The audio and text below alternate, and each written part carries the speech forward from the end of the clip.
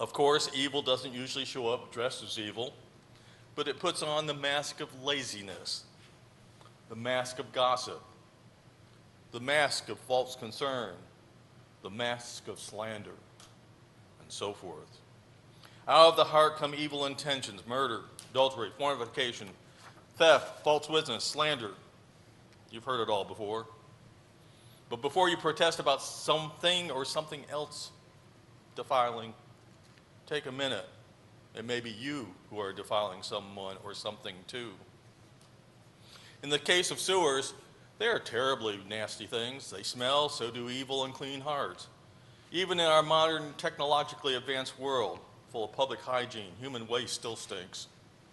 And yet often we totally forget about all the nasty, evil sewage that emanates from our own hearts. This is the time when we need to disinfect ourselves from the attitude that we are the clean ones and others are unclean. This is a time when we need to get our hands dirty in service to others, for it's next to impossible to serve God effectively without ever getting your hands dirty.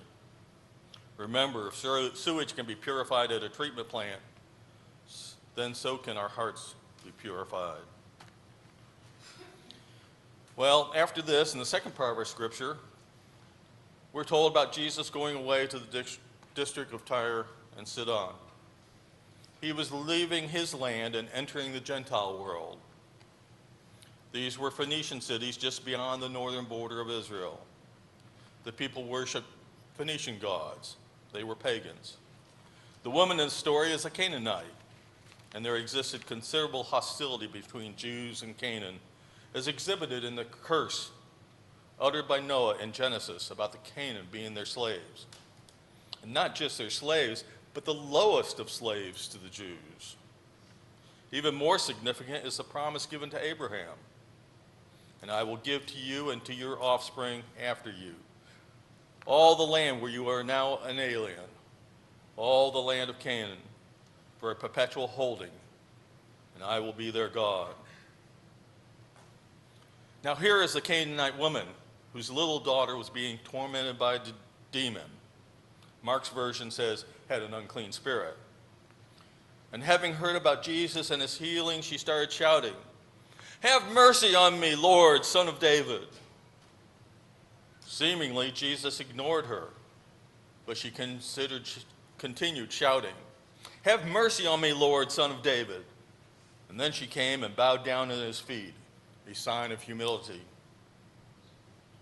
But why would this Canaanite woman ever even dare to approach Jesus, a Jew? She apparently didn't give a second thought to the prejudice that existed between Jews and Canaan. Of course, she probably had nowhere else to turn. Reports about Jesus performing healing miracles was undoubtedly the impetus for her to approach. Her need was so great, and her love and concern for her daughter was overwhelming. She had nothing to lose, as she continued to repeatedly cry out to Jesus for help. But why does Jesus ignore her? She is bold in seeking relief of her daughter's misery.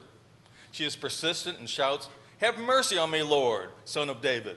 My daughter is tormented by a demon." This is no different than many others who have approached Jesus for healing. Or is it? Jesus tells her that he was sent only to the lost sheep of the house of Israel. I don't remember hearing that before when somebody else asked for healing. Did he really believe that his mission was only to the Jewish nation, since God had chosen these people to be his people? I don't know. But again she asked, "Lord, help me." And again, Jesus answers negatively. "It is not fair to take the children's food and throw it to the dogs." Wow. I guess this means the children of Israel and the Gentile dogs. While you and I are not the lost sheep of Israel, I guess we're also included in the category of Gentiles, and so are we also included in this dog category? For many ancient Jews, I guess that we would have been. And this Canaanite woman is obviously at the lowest of the dog category, a person of real contempt. Now, one of the hardest things for me to understand in this section of Scripture is the harsh language that Jesus uses in speaking to her. much harsher than we would ever expect from our Jesus to use. It seems that Jesus is saying that it is not morally right to let the children of Israel starve while Gentile dogs eat their fill. Therefore, it would not be morally right for the King of Jews to help this Canaanite dog.